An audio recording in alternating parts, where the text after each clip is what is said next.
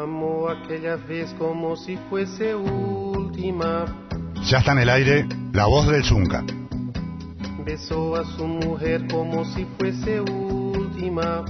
Para toda la familia de la construcción. Y a cada hijo suyo cual si fuese el único. Y atravesó la calle con su paso tímido. Buen día, compañeros. Estamos nuevamente desde La Voz del Zunca, hoy acompañado por el secretario nacional de propaganda, Javier Díaz, quien les habla, Diego González, tratando de contarles lo que fue la semana de los trabajadores en general y en particular de los trabajadores de la construcción.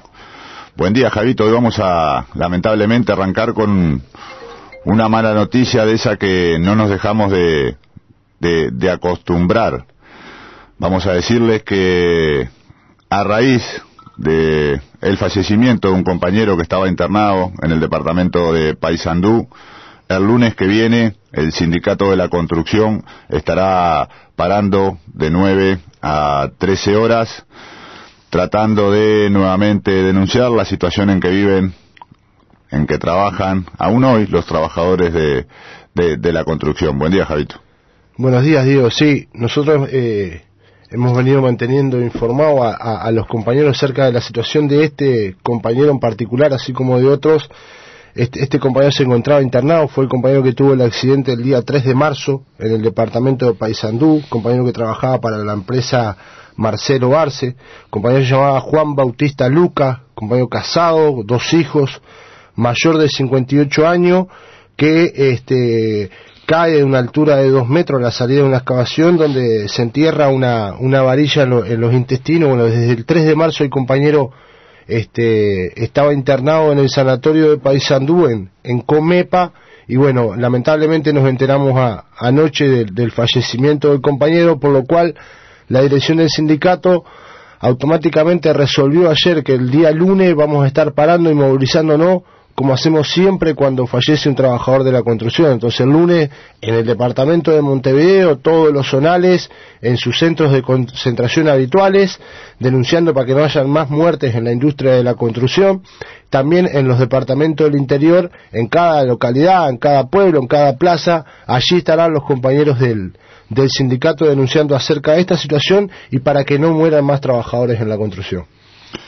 Vamos a la parte editorial que teníamos intención, hablando justo del tema de seguir machacando sobre lo que fue la votación en el Parlamento de la Ley de Responsabilidad Penal.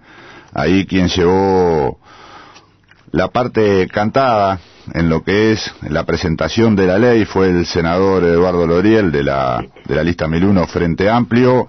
Decidimos con Pilín, que hoy se encuentra en las brigadas, Agustín Pedrosa, echando una mano así en la cachimba del Piojo. Luego vamos a estar en contacto también con él, relatar lo que fue, al entender del sindicato, lo mejor de la intervención de Loriel. Entendemos que esto puede ayudar a que la discusión que aún hoy siguen dando de los medios de comunicación, las patronales y los partidos de la derecha, pueda a nuestros trabajadores seguir quedándoles claro el porqué de lo urgente y necesario que fue la gran victoria conquistada por el conjunto del movimiento obrero en lo que tiene que ver con la Ley de Responsabilidad Penal.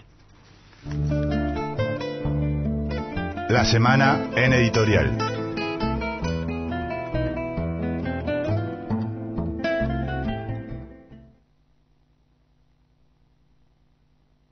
El miembro informante por la bancada del Frente Amplio fue Eduardo Lorier, senador del Frente Amplio y la 1001 y secretario general del Partido Comunista del Uruguay. Lorier, en primer término, resaltó el honor y la responsabilidad de informar sobre este proyecto, que tiene que ver con la responsabilidad penal del empresario, pero que sobre todo aborda el tema de la salud y la seguridad en el trabajo. El senador informante destacó que el proyecto se construyó a partir de la lucha de los trabajadores, que posibilitó que las trágicas estadísticas en materias de accidentes de trabajo, que hasta entonces eran clandestinas para la población toda, se pusieran sobre la mesa y dieran lugar a este debate parlamentario. Por este motivo, saludó a la conciencia de los obreros organizados en el PIT-CNT, de los gremios que lo integran, especialmente el Zunca, que ha estado luchando por combatir la accidentabilidad en el trabajo.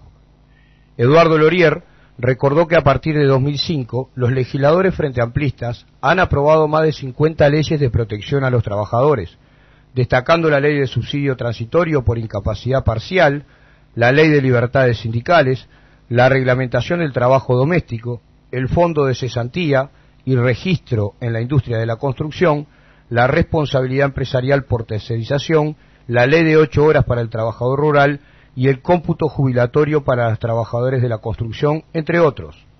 Sin embargo, explicó Lorier, en materia de salud y seguridad en el trabajo, todavía nos queda un largo trecho para avanzar. En este sentido, se refirió a la realidad planteada hoy en día en el Uruguay, que marca la muerte de un trabajador por semana, la discapacidad permanente de un trabajador cada 2 días por accidente de trabajo. Además, señaló que en nuestro país se producen más de 50.000 accidentes laborales al año. Lorier criticó a los legisladores de la oposición que sostenían que no había estadísticas sobre este asunto y se remitió al anuario del Banco de Seguro del Estado, que afirma que en un periodo de 5 años se produjeron 374 muertes confirmadas, 578 discapacitados permanentes por año y 71.495 accidentes de trabajo, indicó el senador comunista. Asimismo, recordó que la problemática no es nueva, detallando el número de accidentes verificados en años y gobiernos precedentes. Durante el primer gobierno del FA, según datos del BPS, se produjeron 46 muertes, durante el gobierno de Lacalle se produjeron 67 muertes y durante el gobierno de Sanguinetti se produjeron 74 muertes. En cuanto a las discapacidades, en el primer gobierno del Frente Amplio fue muy alta, fueron 557, pero en el de Lacalle fueron 939 y en el de Sanguinetti 669. Las muertes por cada 100.000 trabajadores en el primer periodo del gobierno del Frente Amplio fueron 4, en el de Lacalle fueron 9 de cada 100.000 y en el de Sanguinetti 10 de cada 100.000. Hay datos que hay que buscarlos y analizarlos, reiteró Lorier. Luego enfatizó que lo más importante son los vacíos, los silencios, las familias que pierden a su padre, a su madre o a su hijo a causa de esta situación. Lorier subrayó que los datos de siniestrabilidad en el Uruguay son aún peores que el registro del BPS, ya que miles de trabajadores sufrieron accidentes y por no estar registrados no pueden acceder a ningún tipo de derecho de cobertura de seguridad social y terminan atendiéndose en los hospitales públicos. Esto tiene un costo social y material, explicó. El secretario general del Partido Comunista del Uruguay también repasó cifras en lo que tiene que ver con muertes en el trabajo a nivel mundial, mostrando que, según la OIT, muere un trabajador cada 3 segundos por accidentes laborales. Lorier también reprochó la actitud de algunas cámaras empresariales que en la discusión en torno a la ley de responsabilidad penal expresaron argumentos en contra por motivo de costos adicionales que exigirían los implementos de seguridad, en lo que calificó como sincericidio, citando a Óscar Andrade, a lo que el senador antepuso la necesidad de proteger la vida de los trabajadores. A nosotros, esta temática nos preocupa por varias razones, entre ellas porque supone un incremento sustancial de los costos. Esta afirmación que Lorier citó en su informe recoge el registro taquigráfico de una de las argumentaciones vertidas por las cámaras empresariales en torno a la ley. Siguiendo con el informe a la Cámara, el senador del Frente Amplio analizó la relación entre los accidentes y el cumplimiento de las normas de seguridad donde ellos se producen. La mayoría de los accidentes de trabajo en el Uruguay se producen por las caídas de altura y 1 de cada 5 se produce en centros de trabajo donde no hay cinturón de seguridad, señaló. Empujado por la lucha obrera, que ha planteado los dramas cotidianos de los accidentes de trabajo, es que el Frente Amplio y su gobierno ha elaborado un proyecto de ley que establece que colocar a trabajadores en condiciones de trabajo que pongan en grave riesgo su vida de manera innecesaria, violando normativas, no otorgando implementos, es delito. Que colocar a un trabajador en condiciones de trabajo confinado sin respetar los criterios de seguridad es delito. Que colocar trabajadores en una demolición sin la habilitación municipal es delito, expresó Lorier. El senador informante incorporó a su presentación del proyecto los pronunciamientos de varios catedráticos del derecho que demostraron su apoyo a la ley. confirmando que poner en peligro concreto la vida, la salud y la integridad física de un trabajador debe ser considerado delito. En ese sentido, mencionó el dictamen del doctor Pablo Chargoña, que relaciona la ley aprobada con la noción del derecho al trabajo decente, afirmando que la Constitución y los tratados internacionales en materia de trabajo reconocen tales derechos. Si el trabajo está bajo la protección de la ley, resulta inconcebible que la entrega de energía laboral implique, en términos de probabilidad o de certeza, la muerte o la lesión de un trabajador. Encuadrado en la noción de derecho humano, la relación laboral contractual pone a cargo del empleador, en tanto que organizador del trabajo ajeno, la carga, deber u obligación de seguridad. El empleador es un deudor de seguridad con relación a los empleados que contrata, aclaró. Laurier insistió en que además de la solución jurídica son necesarias las campañas de educación, sensibilización y concientización acerca de la salud y seguridad laboral para generar una cultura de seguridad en el trabajo. Analizando el proyecto de ley en sus artículos, el senador por la lista 1001 explicó que el primer artículo de la ley establece que es delito poner en grave riesgo la vida de un trabajador violando las normativas de seguridad.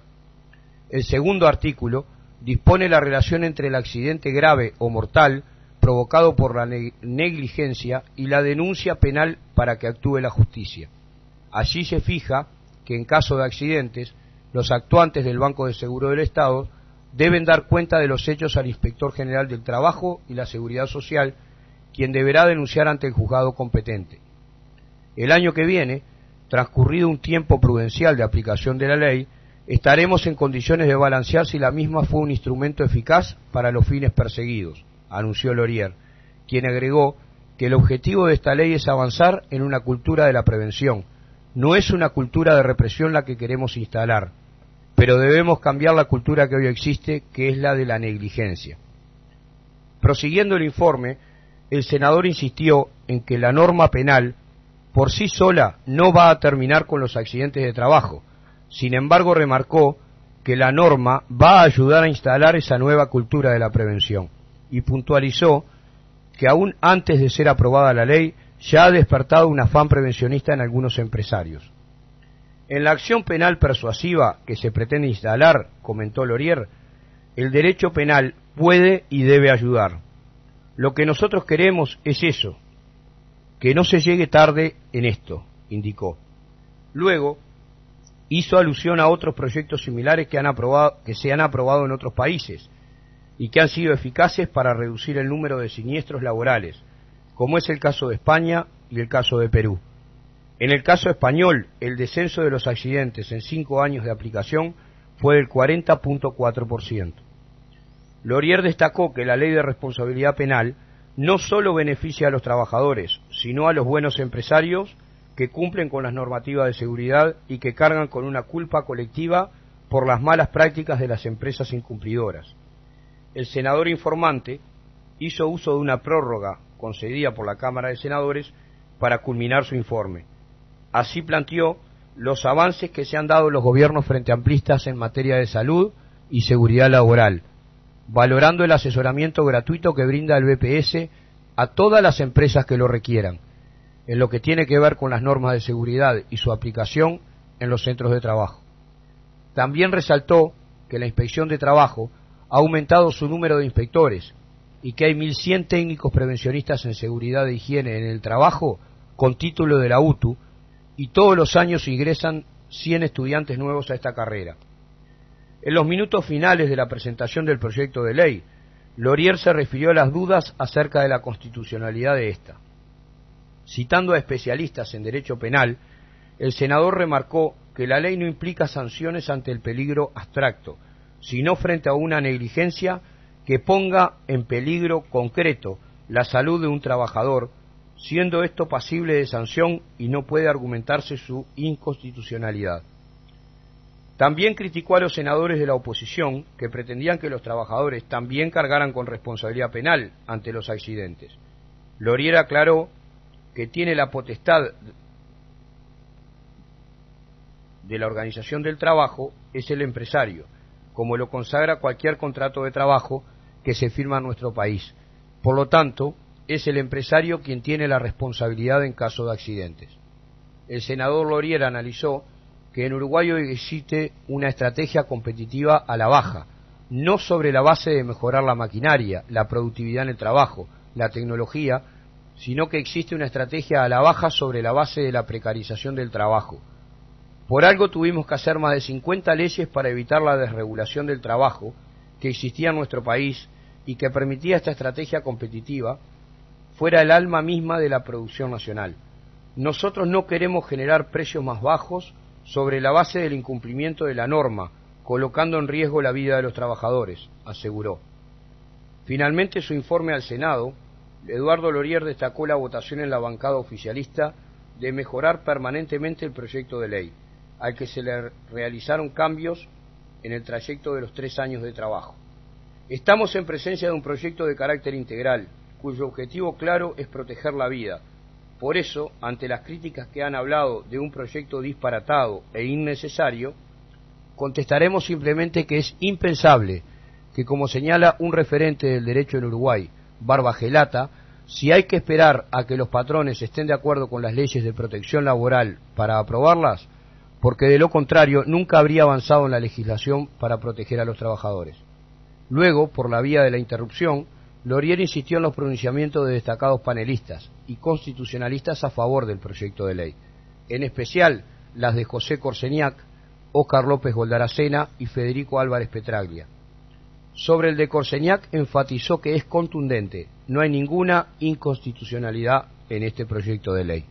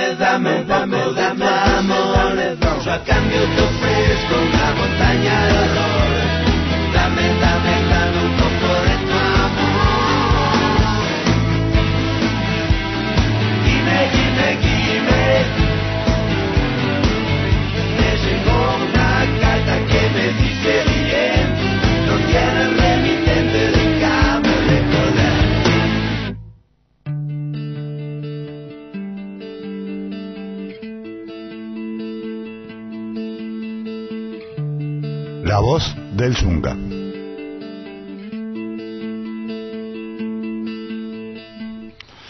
Compañeros, le estábamos diciendo que a quienes escuchaban ahí relatando lo que a entender del sindicato eran las mejores partes de lo que fue la presentación del senador Eduardo Lorier, el compañero Pilín, conocido como Pilín.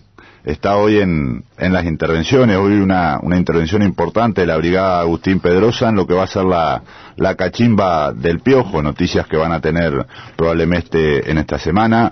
Algunos medios de prensa van a andar por ahí tratando de contar otra parte de lo que es nuestro sindicato, por eso le pedimos a Pilín que estuviera hoy con otros compañeros ahí comandando un poco la brigada. Hoy le toca al Zonal Centro, nos decían hace un rato, unos 100 compañeros que van a intervenir en la cachimba del Piojo, en lo que es la hora solidaria, se le decía antes, ahora es el día solidario.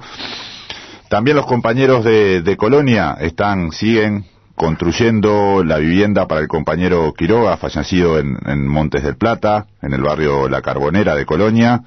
Vaya para ellos también el saludo. Y hay un grupo de compañeros también en el marco de la mano que se le da a las compañeras que sufrieron violencia doméstica, allá por la calle Spencer, tratando de terminarle el rancho a esta compañera en esa suerte, por parte de lo que es la Comisión de Género de nuestro sindicato, de darle una mano a quien sufre también uno de los flagelos bien importantes de esta sociedad y lamentablemente también de estos tiempos. Hablando de la Comisión de Género, nos decía hace un rato Faustino Rodríguez, que estaba en comunicación con nosotros, el presidente de nuestro sindicato, que la compañera Estela se encuentra allá en Paysandú tratando de echarle una mano a la familia del compañero que lamentablemente, como les anunciábamos al principio de la audición, luego de estar internado falleció, y por el que el sindicato estará, repetimos nuevamente, parando a nivel nacional el lunes próximo de 9 a 13 horas y movilizándonos hoy ya con ley en la mano, tratando de que los patrones que no cumplen con las medidas de seguridad e higiene ahora tengan que cumplir con la ley, denunciando que todavía es necesario que rápidamente el decreto, con casi 400 artículos de seguridad e higiene que viene siendo discutido ya hace varios años, tenga pronta salida desde el Ministerio de Trabajo, que en específico para nuestra industria, la industria de la construcción, es lo que nos va a dar la seguridad, los derechos más concretos en la tarea concreta a la hora de entrar a la obra a trabajar. Compañeros, vamos a ir a la pausa de la emisora y luego vamos a ir con el tema central de la semana.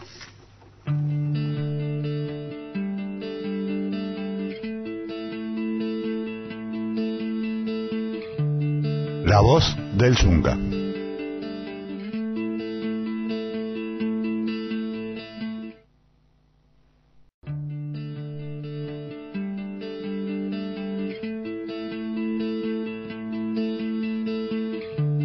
La voz del Zunga.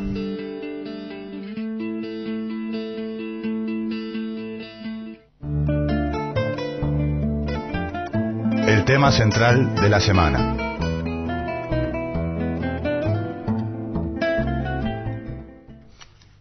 Sí, nos llamaba también el compañero Sosa, que están ahí dándole una mano a otra de las casas de otro de los compañeros fallecidos. Estamos hablando de la zona de Pando, en Canelones. Nos están escuchando también en el marco de la brigada Agustín Pedrosa, en este caso de los compañeros canarios. El tema de la semana hoy ha tenido, capaz que no la trascendencia que debería por parte de los medios de comunicación, y vamos a tomar un tema que tiene que ver con los derechos humanos y no en este caso los derechos humanos que solemos tratar a diario desde la voz del Zunca, no de los derechos humanos de los trabajadores a la hora de levantarse y entrar al centro de trabajo, las condiciones de seguridad, no los derechos humanos en este caso de las compañeras y la discriminación que suelen tener para conseguir changa, no de los derechos humanos, como hablábamos hace un rato, de la violencia doméstica, sino de que parece mentira que luego casi de más de 30 años sigamos todavía, de terminada la dictadura estamos hablando, sigamos todavía muchos buscando la verdad, la justicia, en un país que parece que la justicia tiene más tapada de lo que debería los ojos. Parte de eso es lo que pasó en estas últimas horas con la citación a algunos compañeros periodistas que han desde hace años llevado a cabo investigaciones en el marco de saber dónde están nuestros desaparecidos, nuestros compañeros desaparecidos, dónde están sus hijos, qué se hizo con ellos, quiénes, cuándo y cómo fueron los que torturaron y en muchos casos dieron muerte a nuestros compañeros. La justicia hoy cita no a quienes están denunciados muchas por cometer estos delitos, sino que a pedido de los abogados defensores de estos ya reconocidos torturadores, muchos de ellos presos, entre otras cosas gracias a que tenemos un gobierno que ha cambiado de turno, y eso ha llevado también a que algunas cuestiones que no se cumplían y que estaban en la ley, como el artículo 4 de la ley de caducidad, hoy se esté cumpliendo. Pero la justicia muchas veces acusa primero al acusador, a quien va a dar testimonio, trata de proscribir a quien hace la tarea que muchas veces en otros tiempos también terminó con decenas de compañeros torturados. Hoy vamos a contar con la presencia de Gabriel Mazarovit, periodista, compañero editor del diario semanario El Popular, y que en estas últimas horas fue citado por la jueza que entiende en la causa de varios detenidos desaparecidos, y que fue parte de una investigación que llevaron a cabo cuando trabajaba en el diario La República junto a otros periodistas. Y bueno, vamos a contar en vivo con la presencia del... Buen día, Gabriel. Muy buenos días, Diego, y un saludo grande a todos los compañeros de la audición del Zunca. Parece mentira que, como decíamos, se esté citando a los denunciantes y no a los denunciados, y en este caso citados por la Defensoría de reconocidos torturadores. Bueno, era complicado defender a estos muchachos ya presos por suerte hace mucho tiempo y que se les siguen imputando delitos. La única forma de defenderlos era que pusieran a estudiar abogacía a sus parientes, en este caso sus hijas. Estamos hablando por ejemplo, de Gavazo, reconocido torturador en Uruguay y en otras partes de América Latina, parte de la famosa patota, y que hoy esta hija, venida abogada para defender a su padre, te cita junto al compañero también Roger Rodríguez, que había sido la semana pasada citado por la misma causa. ¿Cómo para empezar, ¿no? Para contarle a la audiencia, capaz que es bueno hacer un poco de historia y ver cuando ustedes empezaron lo que fue toda esa investigación en el momento que trabajaban junto a Roger en el diario La República. Exacto. Bueno, en primer lugar lo que hay que decir es que el caso por el cual fuimos citados es el caso de Macarena Hellman y María Claudia, que se ha hecho la investigación. En ese caso están presos Gavazo, Arab, Ricardo Medina y el Pajarito Silveira, ¿no? Que son 4 de los más emblemáticos, de los que tuvieron que ver con todo, que eran además integrantes del siniestro Organismo Coordinador de Operaciones Antisubversivas, o COA, que era la pata del cóndor en Uruguay, ¿no? Era así, iban a Buenos Aires, iban a Paraguay, eran los que torturaron y asesinaron en general. Lo que está haciendo el juez es instruir la causa para dar condena definitiva, está claro. Hasta ahora están procesados, están sin condena. Sí. Por eso nosotros decíamos que tiene una parte positiva esta historia, que es que a pesar de la posición de la Suprema Corte de Justicia, en este caso el juez sigue instruyendo el caso.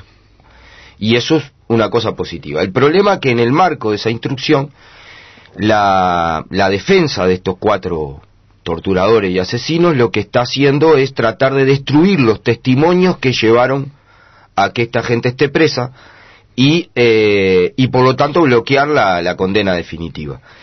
¿Qué ocurrió ahí? Vos lo decías bien, Diego. En aquella época, fíjate que la investigación para encontrar a Macarena Hellman empezó en 1998. Diciembre de 1998, con una visita de Juan Hellman a la redacción de La República, a plantearnos una cosa que a todos nos dejó conmovidos, ¿no? Que él había tenido la noticia de que a él le habían llevado a la hija y al hijo y a la nuera, gurises de 18, 19 años, en Argentina. La nuera estaba embarazada. Él estuvo buscando todo el tiempo si la niña había nacido, y la Iglesia Católica, a través del Vaticano, le había dicho: la niña nació viva. Fue lo único que le dijeron. El niño o niña nació vivo, el bebé nació. Juan había hecho una investigación en base a hablar con represores argentinos y otra gente, y le habían dicho que ese niño o niña, que no se sabía qué era, que la muchacha había sido traída embarazada al Uruguay, que había nacido acá y que estaba acá. Para nosotros fue toda una sorpresa eso, en el sentido de que nunca se había hablado de la traída del tráfico de niños, que es de lo que estamos hablando. O sea, se había hablado de tráfico de niños en Argentina, los vientres en espera en Orleti y en Plaza de Mayo, y en el Regimiento de Mayo. Hay 5.000 niños desaparecidos en Guatemala, hay 1.500 niños desaparecidos en El Salvador, pero aquí no se había hablado de esa historia, se había hablado de otra cosa. Ahí se inicia la investigación, y es importante decir dos cosas. Nosotros hicimos esa investigación, de la que vale la pena nombrar a todos, ¿no? Porque ahora acaban, ¿sabés qué? Te voy a dar una primicia. Acaban de citar a Samuel Blixen también para la semana que viene. De Brecha, el compañero de Brecha. Entonces, el asunto es así. En esa investigación participamos, la hicieron Juan Gelman y su compañera Mara Lamadrid por su lado, y en Uruguay, periodísticamente trabajamos. Quien les habla, más Marcelo Falca y Fabián Werner en La República, que era un equipo, al cual se integra Roger en el 2002, no a lo de Macarena, pero sí a buscar qué pasó con María Claudia, y también trabaja con muchísima fuerza Samuel Blixen desde Brecha, sobre todo con lo que le pasó a María Claudia y el denominado segundo vuelo. Nosotros cuando investigamos, la justicia no investigaba porque estaba la ley de impunidad. Y el Estado no solo no apoyaba, sino que hizo todo lo que pudo para que no pudiéramos investigar.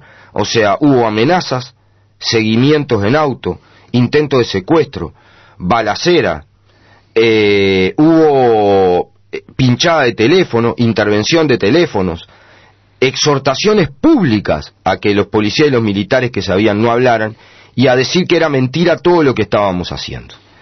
Entonces, yo me preocupa porque digo, cuando nos hacen la entrevista, esto fue un interrogatorio de 2 horas y media, encabezado, como bien decís vos, por la abogada de Gabazo, que es Rosana Gabazo. Estaba también la abogada de Arab, que es la hija de Arab, y estaba el abogado de Medina, que se llama Bernardo Shech.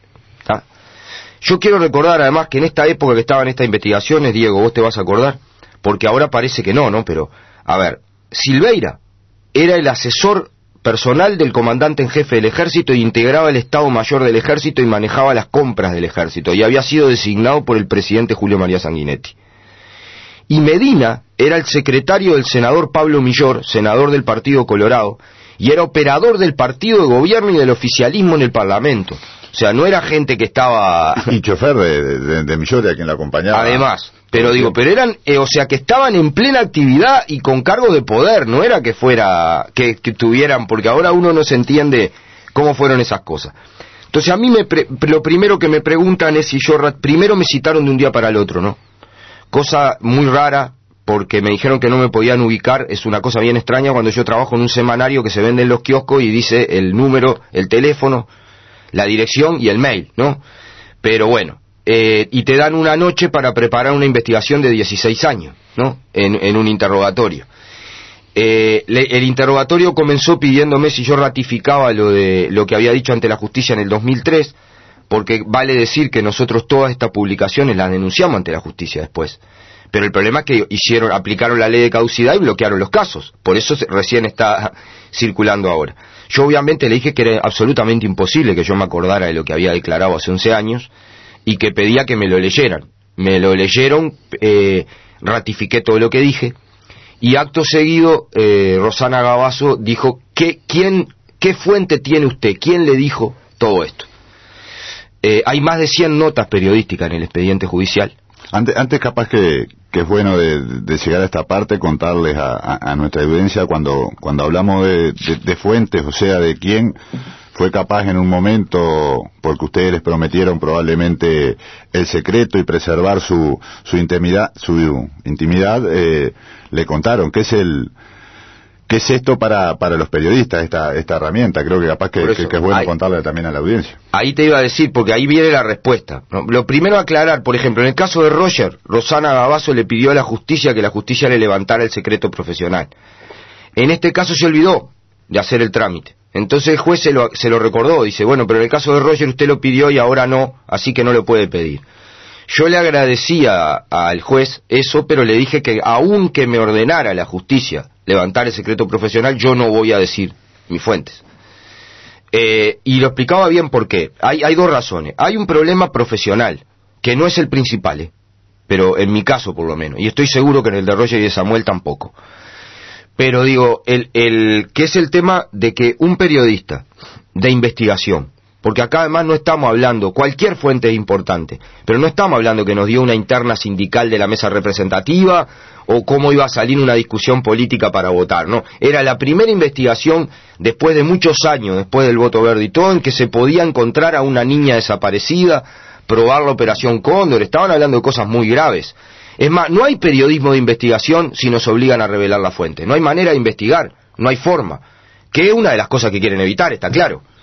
Porque una de las cosas lamentablemente que se ha perdido en el Uruguay hoy es el periodismo de investigación. No se practica, no solo en el tema de derechos humanos.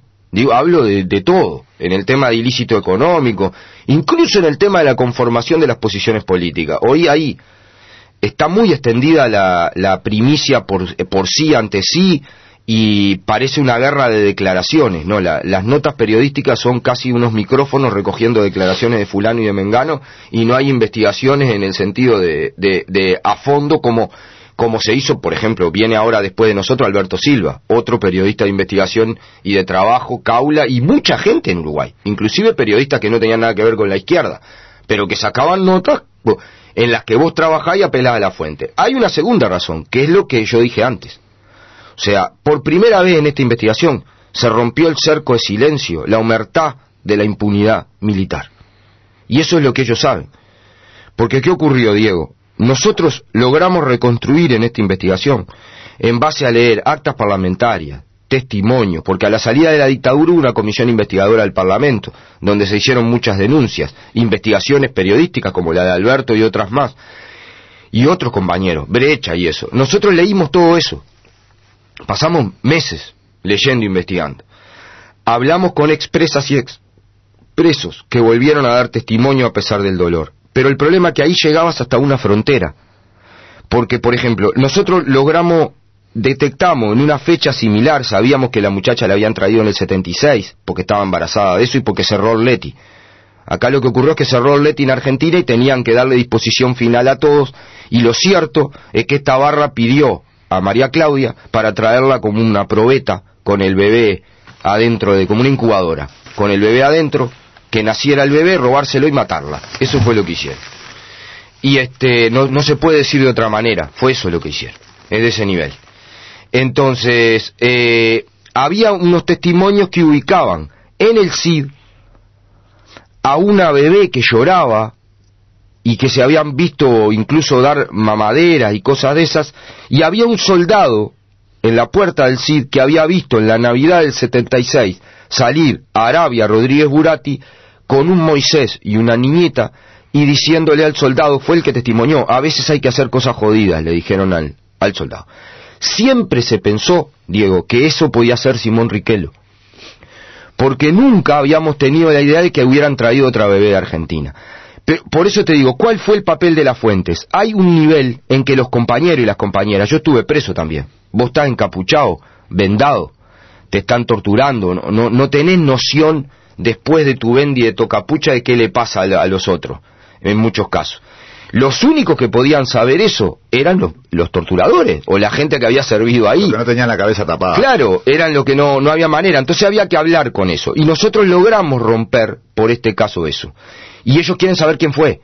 ¿Tá? Ayer me decía un colega cuando me llamó, están buscando Garganta Profunda. Sí, sí. Le digo, bueno, sí. ¿Cuál dar cuenta entre ellos también de cuál es el problema? Los buchoñó, por decirlo de alguna forma. Claro, pero yo lo que les compliqué la asistencia un poquito, ¿no? Porque yo lo que les dije es, les recordé todo esto y les dije, tienen un problema, no fue una fuente, fueron varias. Entonces me dijeron, ¿usted está diciendo que varios oficiales del ejército hablaron con usted? No, varios oficiales del ejército y varios oficiales de la policía. Entonces, eso fue lo que permitió. Entonces, acto seguido me dicen, si usted no dice la fuente, ¿cómo tiene credibilidad lo que usted dice? Porque es la doble pinza, ¿viste, Diego? Y a eso queríamos luego llegar, porque algunas de las denuncias que ustedes hicieron en su momento, parte de esa investigación, hoy son a todas vistas resultados concretos y muchos de ellos caminando. Bueno, vamos a recordar que hace unos años en una asamblea de delegados que hacíamos en el Club Colón, en nuestro sindicato del Zunca, nos acompañó en el medio de aquella pelea por tratar de que se derogara la ley de caducidad, nos acompañó Macarena. Y digo, capaz que una de las partes más tangibles puede ser en este caso, o el propio Simón, como lo nombrabas. Es así. Entonces, ¿nos parece que parte de lo que ustedes decían ha sido comprobado por la vida? Exactamente. Lo que nosotros dijimos como veracidad fue justamente eso. O sea, le dijimos, bueno, yo tengo que decir 7, 8 cosas, recuerdo que dije. A mí me joroban mucho porque digo que voy a decir 2 cosas y digo como 10, siempre, pero bueno. En este caso traté de ser preciso. Obviamente la conversación fue bastante más entreverada que lo que estamos simplificando ahora, ¿no? Fueron 2 horas y media de gente preguntando, etcétera. Pero lo que digo es que yo le dije 7, 8 cosas. Resulta que en esta investigación, de la cual participaron todos estos compañeros, que nombré, le digo, nosotros dijimos que Macarena era Macarena, y resultó que Macarena es Macarena. Dijimos en una segunda evolución en la que tuvieron que ver Roger Rodríguez y Rafael Michelini, pero que es parte de todo este mismo tronco, que Simón Riquelo era Simón Riquelo, y Simón Riquelo es Simón Riquelo. Dijimos que en el batallón 13 de infantería había cuerpos enterrados, y apareció Fernando Miranda. Dijimos que en el batallón 14 de paracaidistas había cuerpos enterrados, y aparecieron Blanco y Julio Castro. Descubrimos una base que nosotros, que somos militantes contra la dictadura, y que se trabajó mucho, nunca supimos que había existido, que era la base Valparaíso, que nunca se supo porque nadie salió vivo de ahí. Llevaban a los compañeras y a los compañeros que le iban a desaparecer después, que quedaba al lado del zoológico. Resulta que encontramos la dirección de la base Valparaíso y que la justicia confirmó que allí funcionaba una base clandestina represiva de la dictadura. Dijimos que no había solo un vuelo con los compañeros del PVP y Sarita Méndez, que habían habido 2 y hasta 3 vuelos, trayendo gente que decía que estaba desaparecido en Buenos Aires acá. La justicia comprobó el segundo vuelo y la Fuerza Aérea lo confirmó en un informe a Tabaré Vázquez, haciéndose responsable. Publicamos la cara por primera vez de 8 o 9 jefes de la tortura. Sí, recordamos esa etapa reconocida y luego incluso pegatinada en muchos momentos por los defensores de los derechos humanos, incluso por militantes de nuestro sindicato. En los centros de trabajo esa etapa supo ser repicada y estar viendo directamente, que recordaran sobre todo los nuevos compañeros quienes caminaban libremente entre nosotros, algunos de ellos en ese momento, y habían torturado a nuestros propios compañeros, familiares y vecinos, ¿no? Que además en ese momento sirvió porque la impunidad llegaba hasta ese punto, no se conocía el rostro. Sirvió primero para que hubiera una condena social y en segundo lugar para que muchos testigos los identificaran y los pudieran denunciar, porque no tenían rostro. Hoy todos esos que están en esa etapa están procesados por la justicia. Entonces, hicimos un esquema de funcionamiento del OCOA y del CID que hoy es base de más de 10 causas judiciales para las investigaciones. Entonces, la verdad es que la vida demostró que dijimos siempre la verdad. Y además la justicia nos dio la razón, siendo centro de causas judiciales todas estas investigaciones. ¿Cuál es el problema, Diego? El problema es que los periodistas en ese periodo, no todos los periodistas, ¿no? Este núcleo reducido del que hablamos, con Alberto, Germán Araujo antes, claramente, y desde esta casa, desde este mismo estudio donde estamos sentados vos y yo hoy, con muchísimo más brillantes que nosotros, ¿no? Claramente. Pero de acá hizo, ¿no? Amaral, un montón de denuncias sobre él, que lo llevaron a que lo echaran del Parlamento, ¿no? Luego lo que fue la pelea por el voto verde. Sin duda, Germán hizo periodismo excepcional, digo, ¿no? En este mismo estudio. Pero no fueron todos los periodistas los que hicieron eso. Tú recordás que en las grandes medios en aquella época se hablaba de régimen de facto. Nunca había habido dictadura en este país. Y tortura y desaparecido ni soñar, digo, ¿no? Con Macarena se rompió todo eso.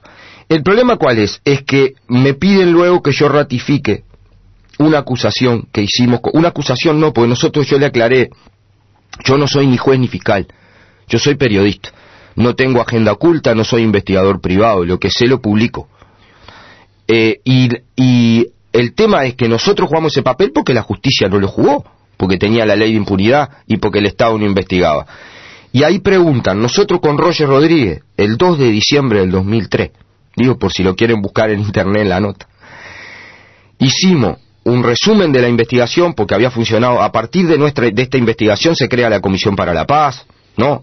De nuestra investigación y de la aparición de Macarena, porque sí, lo que rompió todo fue Macarena, no nuestra investigación, ¿no? Esa es la verdad. Como antes fue Simón también. Claro, la existencia de eso viene con esa historia, pero además probando una cosa tan brutal que hablábamos recién, ¿no? Porque cualquier tortura y cualquier desaparición es brutal, pero que hayan traído una muchacha de Argentina que nunca había venido a Uruguay, que no tenía nada que ver con nada, con el único objetivo de robarle la bebé y matarla, es tremendo, ¿no? Ahí describimos también que entregamos documentos, pero nos decían no hay documentos. Nosotros le dijimos, tenemos un problema con los documentos. Los documentos de la dictadura en general mienten, ¿no? O sea, yo les hice acordar que hay un registro de Pluna que prueba que Julio Castro se fue para Argentina y Suecia, ¿no? Y está muy claro que Julio Castro apareció enterrado en el 14. No, pero nosotros tenemos 2 documentos que presentamos ahí. Y un tercero de mención. El acta de bautismo y el acta de la partida de nacimiento de María Claudia falsificadas, donde aparece como naciendo de parto natural, cosa que todos sabemos que no es así, de la esposa de un jerarca policial, que nos llama la atención de esa partida de nacimiento cuando la encontramos, que era la esposa de un jerarca policial de la dictadura, que sabemos que tenía acceso a todo, 45 años, primeriza, es decir, con parto de alto riesgo, viviendo en Montevideo, y el parto lo tiene en la casa, no va a ningún hospital, ¿no? Y además de eso, todos los testigos que aparecen como comerciantes y eran todos oficiales policiales y del CID. Nosotros presentamos esos documentos, y esos documentos es cierto que son falsificados. Pero ¿qué nos piden? Nos piden qué pasó con María Claudia, que es la segunda parte de la investigación. En esa nota con Roger, nosotros afirmamos que de acuerdo a nuestra fuente, y lo quiero decir al aire porque lo reiteré en el juzgado, me pidieron si lo ratificaba y yo dije que sí, el que mató a María Claudia fue Ricardo Medina, el ex asesor de Millor y el ex chofer de Millor. La mató de un balazo en la cabeza en el batallón 13 de infantería. A María Claudia, después de que tuvo a Macarena, la trajeron de vuelta para que amamantara a la bebé unos días. Después le sacaron la bebé, entregaron a la bebé por la Navidad del 76 en la casa de la familia que la adoptó, y después a ella la llevaron a la base Valparaíso, que quedaba en la calle Francisco de Medina en el zoológico, después al 13 de infantería, y la mató de un balazo Medina. Y estaban, y son cómplices directos, Silveira, Arab y Rodríguez Burati, y sabía de todo esto porque la iba a ver al CID y participó de todas esas cosas, Gabazo. Entonces ahí te vuelven a decir, ¿en qué se basa eso? En mis fuentes. Y dice, ¿y por qué usted le tenemos que creer y no le tenemos que creer a los demás? Le dije todo lo que te dije ayer, de toda la veracidad, y un agregado. Esta barra mintió siempre. Esta barra, cuando se le preguntó por María Claudia, porque en la investigación se le preguntó, sí, dijo que la muchacha no había venido a Uruguay. Cuando nuestra investigación, a pesar de ellos, ya había comprobado que ella había venido a Uruguay, aceptaron que había venido a Uruguay y dijeron que la niña había nacido muerta. Y ahora dicen que a María Claudia, después de robarle la bebé, la mandaron viva para Argentina y que no saben lo que pasó. Yo le pregunto a la justicia, que tiene que investigar, ¿a quién le creería más usted? ¿A quien comprobó que 15 cosas son verdad o a los que mintieron siempre? Con el agregado que entregamos una lista de 130 oficiales y suboficiales que servían en esa época en el 13 y en el CID, a los que la justicia puede interrogar. Vamos a, luego de la pausa de la emisora, de escuchar un temita musical, vamos a volver, sobre todo para hablar de qué queda para adelante, qué es lo que le está faltando a la justicia para, como decías vos, de una vez por todas, determinar responsabilidades en este tipo de casos, de seguir avanzando en el tema derechos humanos, y también cuáles han sido las medidas tomadas por el sindicato de periodistas, por la APU, ante creemos nosotros, avasallamiento de los derechos de informar y guardar quién le dice la fuente, quiénes son las fuentes de los periodistas. Luego de la pausa de la emisora seguimos desde La Voz del Zunca con Gabriel Mazarovich.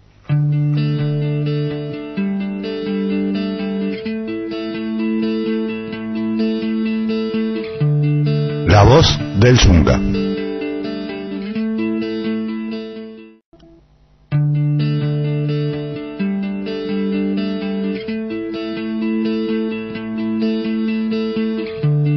La voz del Zunga.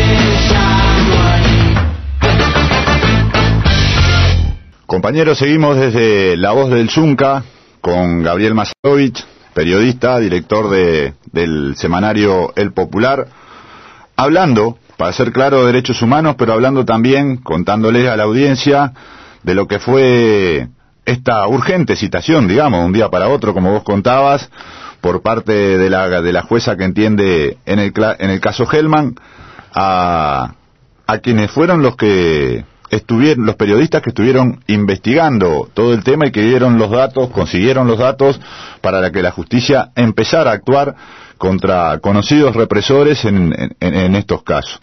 Antes de terminar, luego que hiciste todo el conteo de lo que fue la presencia en el juzgado, por suerte rodeado de gente y de pueblo, a pesar de la rapidez, y esperemos que ahora, que tú nos decías que Blixen también está siendo citado, como también vamos a convocar a los compañeros que anden en la vuelta, a pesar de que es en horario laboral, a que rodeen este tipo de casos. Parte de la invitación que hoy te cursamos para estar en la audición del sindicato, no solamente para para poner el tema en el tapete nuevamente, muchas veces en el medio de las campañas electorales, en el medio, en nuestro caso, de la pelea por reivindicaciones concretas o la lucha por la vida, como fue la ley de responsabilidad penal, algunos temas, porque los grandes medios así lo quieren, y esto está claro, desaparecen de la palestra, y hay cosas que pasan, como decía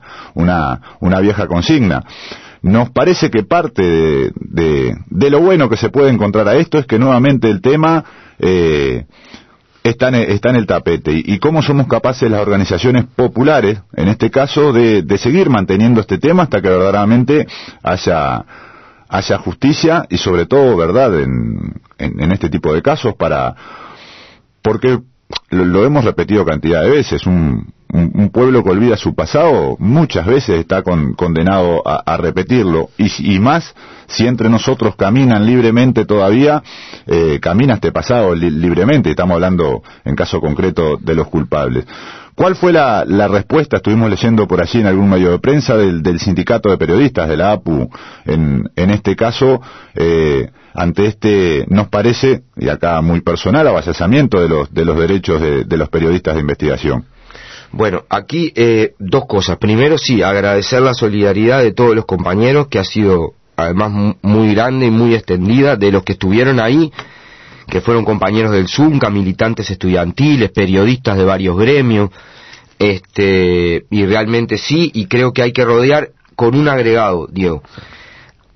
A ver, hay una primera cuestión. Aclaremos APU, lo primero que tú preguntabas. APU reaccionó muy bien, ya en el caso Roger, ya cuando fue citado Roger, condenó estos interrogatorios en estas condiciones, y que se pida que se revelen las fuentes. Lo volvió a hacer en mi caso, e inclusive el jueves se reunió con la Suprema Corte de Justicia para plantear su inquietud de que pasen estas cosas.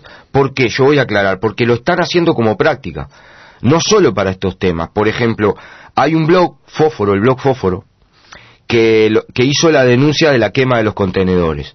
Sí. Bueno, la justicia citó a los periodistas del blog para que dijeran quién les había dicho lo de la quema de los contenedores. En un caso parecido también en el interior del país, con algunos periodistas del interior, pasó algo similar. Sí, también. En Agesor, en otro blog. Entonces, a ver, hay cosas para decirlo, sin sacar pecho de nadie, porque nada, pero los tres periodistas que ha citado la justicia en este caso, somos tres periodistas con una larguísima trayectoria profesional y personal. Y es muy difícil que tengamos que nos sintamos amedrentados, más allá de que es una situación que no tiene por qué vivirse si es injusta. Pero si agarran a un periodista joven que recién comienza, o de un medio donde lo pueda presionar el medio, ¿no? En este caso. Obviamente a Roger y a mí no nos va a presionar, no nos presionó la República, al contrario, nos ayudó y nos apoyó, y obviamente a Samuel no lo va a presionar Brecha, lo va a respaldar, pero no es el caso así de todos los periodistas que investigan. Y si los ponen a un interrogatorio con 4 abogados, un fiscal y un juez, o sea, implica una presión realmente, y está mal que así sea, y está muy bien, y yo agradezco mucho y saludo y respaldo que APU salga a respaldar, no solo por nosotros, sino por el periodismo de investigación en sí. Pero hay otra vuelta de tuerca que realmente importa. A ver, hoy tenemos 136 causas judiciales de derechos humanos abiertas. Yo invito a todos los compañeros del Zunca y a todos los que quieran, por iniciativa del PICNT y de familiares desaparecidos, se ha construido por primera vez lo que se llama el Observatorio Luz Ibarburu, que coordina entre otros la Secretaría de Derechos Humanos del PICNT, que está la página web, y por primera vez tenemos todos los casos judiciales juntos en un lugar donde se pone cada paso. O sea, vos podés seguir ahí qué pasa con cada una de las causas. Nunca tuvimos eso, Diego, jamás. Nunca pudimos seguir en eso. Y es una iniciativa de la clase obrera y del movimiento de derechos humanos. Entonces, estas causas fundamentalmente han caminado por investigaciones periodísticas y por el testimonio de las víctimas, que han tenido que retomar su dolor y ir. Están siendo citadas compañeras y compañeros que estuvieron presos, que fueron torturados, que tienen que enfrentar a veces en careo a sus propios torturadores.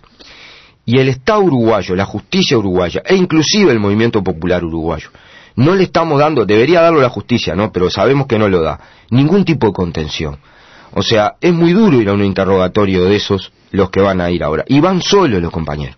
Van solo a enfrentar la discusión, van solo a salir con su cabeza, después solos caminando, quién sabe cómo. A mí me ha tocado tener que recordar esas cosas, y duele, y es una cosa complicada. Por ejemplo, las compañeras que denunciaron la violencia sexual. Digo, van a declarar de nuevo, otra vez tienen que volver a declarar, tienen que... Y no hay ninguna continentación de ningún tipo, y no hay nadie en la puerta del juzgado porque los focos de los medios no van para ahí. Y realmente me parece que es un tema que vale la pena abordar, no para que todos tengamos que ir siempre, pero la verdad que creo que no costaría nada trabajar en cierto sentido, ahora que sabemos más o menos las situaciones, para por lo menos las cosas más graves acompañar y apoyar a esas compañeras y compañeros que, como la justicia no investiga, porque en muchos casos no tiene medios, uno miraba, no tiene con qué, uno mira, ahora se creó, por suerte, que es una cosa poco conocida, se creó a iniciativa de la Secretaría de Derechos Humanos del PICNT también, del Observatorio Luz Ibarburu, el Ministerio del Interior creó una unidad especial para la investigación de delitos de lesa humanidad del pasado reciente, se llama así, que opera a requerimiento de la justicia. Lo que hay que pelear es para que los jueces reclamen que esta unidad, que tiene oficiales policiales con una formación por lo menos, y con una sensibilidad y con una actividad distinta, puedan investigar. Porque ha pasado el colmo que, por ejemplo, en mi caso a mí me torturó la policía. La denuncia penal de los compañeros de la UJC, que cayeron entre el 81 y el 84, en inteligencia de la policía, es todo policía.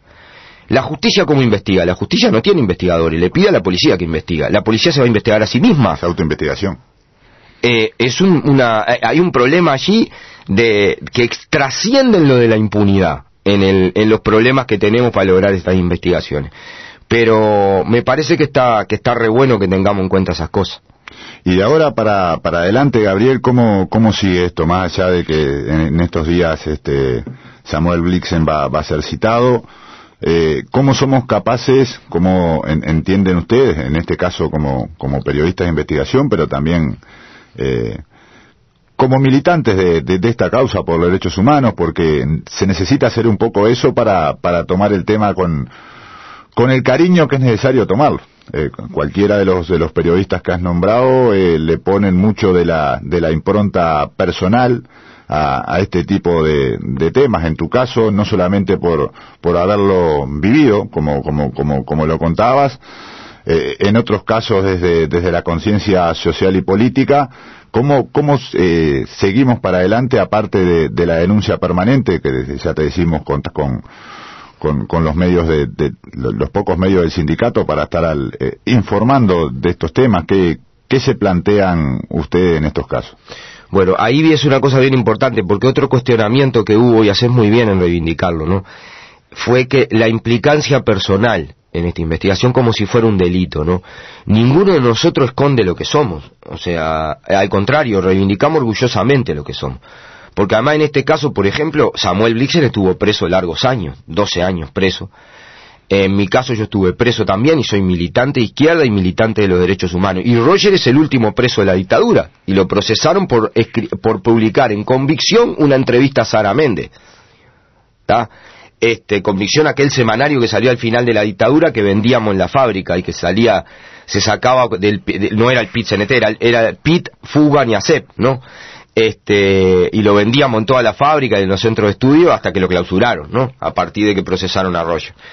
Entonces, y lo dicen como si fuera un delito, ¿no? No, bueno, y parece que no es ningún delito que Never Araujo termine siendo asesor de la calle, por ejemplo. Eso está bien, pero está mal que haya periodistas comprometidos, y es esa sensibilidad lo que permite. Yo creo que acá hay dos caminos ahora. Primero, no permitir que este tema se muera en la consideración pública. Es decir, seguir hablando del tema, seguir organizando cosas, seguir explicando, seguir dando los detalles de lo que pasó. Y lo que tengamos, seguirlo publicando, ¿no? Se están aportando datos nuevos a las sedes judiciales, se están aportando. En segundo lugar, impulsar y respaldar a todas las compañeras y compañeros que van a prestar su testimonio en los juzgados. Porque ahora, a pesar de la Corte, tenemos 126 causas andando. Y hubo solo 2 sedes judiciales que se negaron a seguir operando. Todas las demás están operando a pesar de lo que dijo la Suprema Corte, ¿no? Y eso es un dato positivo de la justicia uruguaya, positivo, de los jueces, de los tribunales de apelaciones. Y hay que apoyar que esas causas continúen y decir. Y me parece que está muy bueno lo que tú decís, porque además hay una tendencia en el año electoral a decir que este tema no importa, ¿no? En las elecciones pasadas fue un tema central porque estaba el voto rosado. En estas elecciones no lo será así. Lo tenemos que meter desde el movimiento popular y desde las causas judiciales, y esperamos que haya más verdad y más condena. Nos quedan muchos desaparecidos por encontrar, y nos queda que los casos tengan condena definitiva. O sea, tienen que haber condena, porque la parte de la verdad es una construcción social, pero la verdad jurídica es una parte sustancial por la cual peleamos. Y eso se logra con condena firme, no solo con procesamientos. ¿Cuáles son en estos casos, Gabriel, los tiempos de la justicia? Eterno. Yo te contaba, más allá de la visión de la impunidad y de las marchas y contramarchas, que el testimonio que me pidieron que yo ratificara lo había hecho en el 2003, hace 11 años. O sea que hay procesos muy largos, porque además se dan cosas no hay juzgados especiales, que es una de las cosas que reclamamos nosotros, la justicia, y fiscalía especial. Por ejemplo, el juez Salazar, cuando hace este interrogatorio de este calibre, ¿tá?, venía de atender un homicidio, ¿tá?, que le había llevado y se iba a atender una rapiña, ¿no? Entonces es muy difícil también pedirle a la justicia que investigue, ¿tá?, cuando en realidad es un juzgado penal común y corriente cualquiera, que tienen que caérsele con todos los temas que tienen arriba, y encima a los jueces que logran alguna especialización como Mariana Mota la liquidan, ¿no? Los cambian de lugar. Claro, y la mandan a justicia civil, ¿no? Entonces todo ese conjunto de cosas son las cosas que hay que ir rompiendo, pero lo esencial de lo nuestro es seguir denunciando, hacer cosas como la que hizo y estuvieron los trabajadores de la construcción presentes, lo de Colonia, como se hizo en Colonia con Perrini, que movilizó a miles, que fue una cosa que vos conocés Carmelo y sabés que no es fácil mover toda esa cantidad de gente en Carmelo. Yo nunca había visto una cosa Carmelo así. Eso. Sí, es una cosa, equivale a cientos de miles en Montevideo lo que se hizo en Carmelo.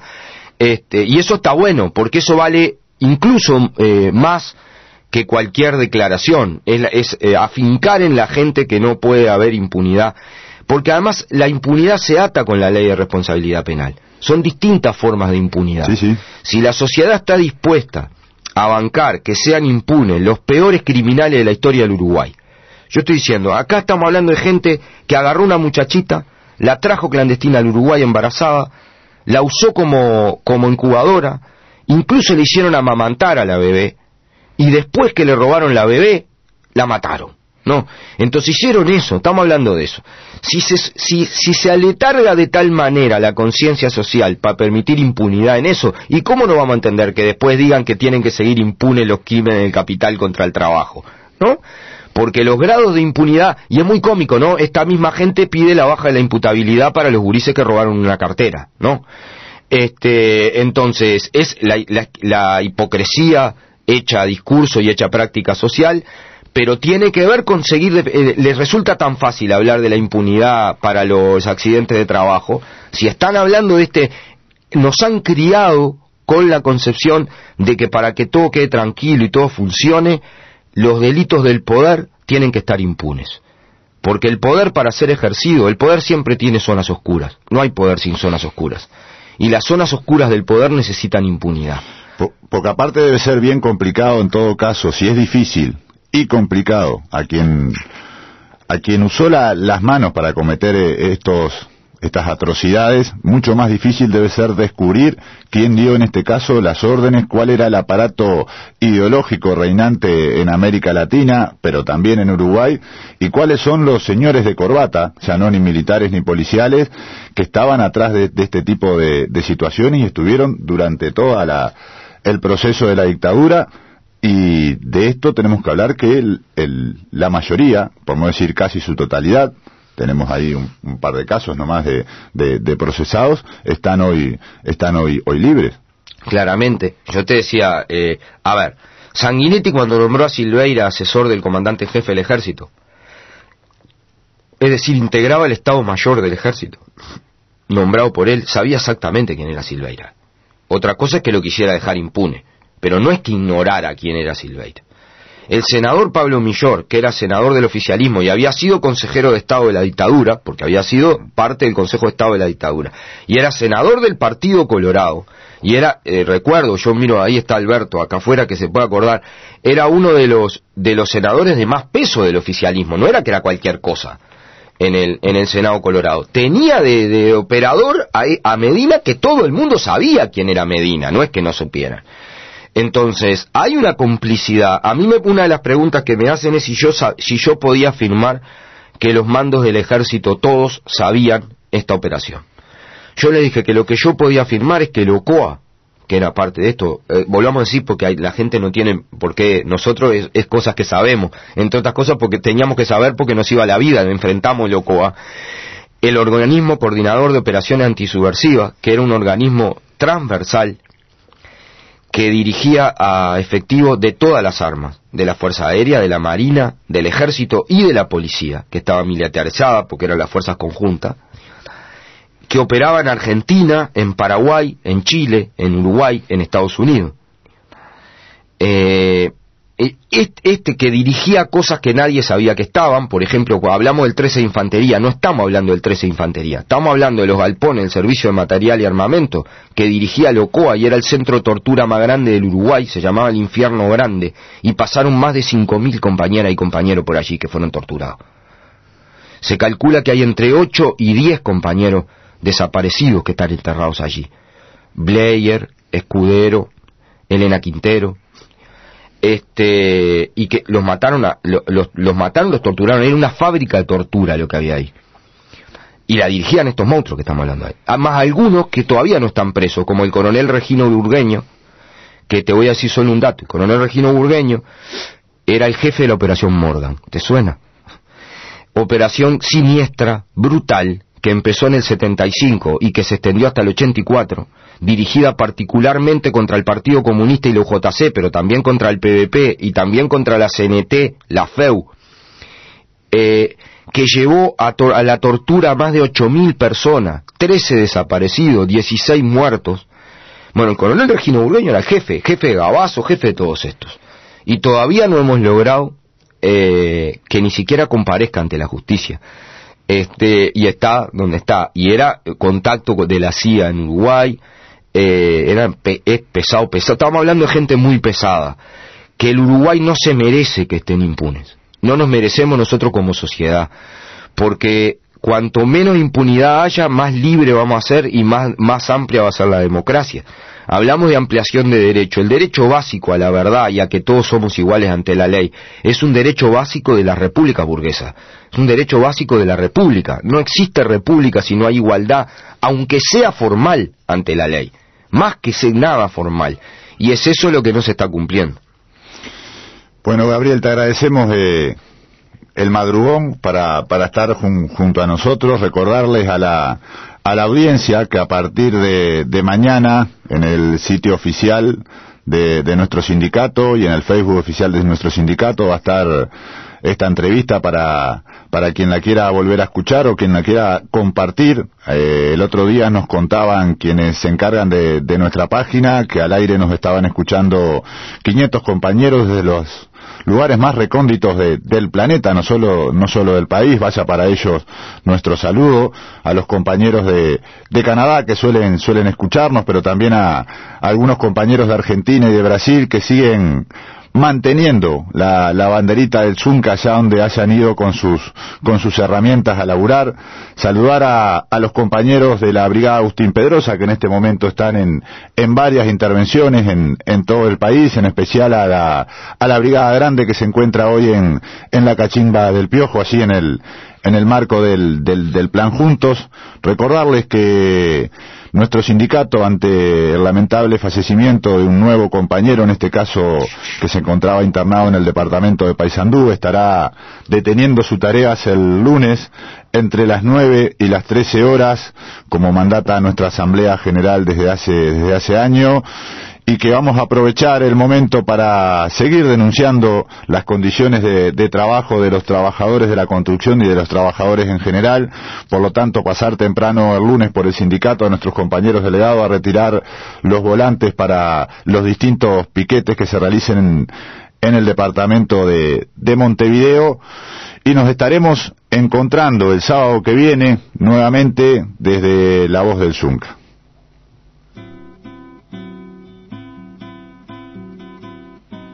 Amó aquella vez como si fuese última. Aquí finaliza La Voz del Zunca. Besó a su mujer como si fuese última. La semana que viene, la patria sigue en construcción. Y a cada hijo suyo cual si fuese el único, y atravesó la calle con su paso tímido. Que el Zunca nos une. Subió la construcción como si fuese máquina.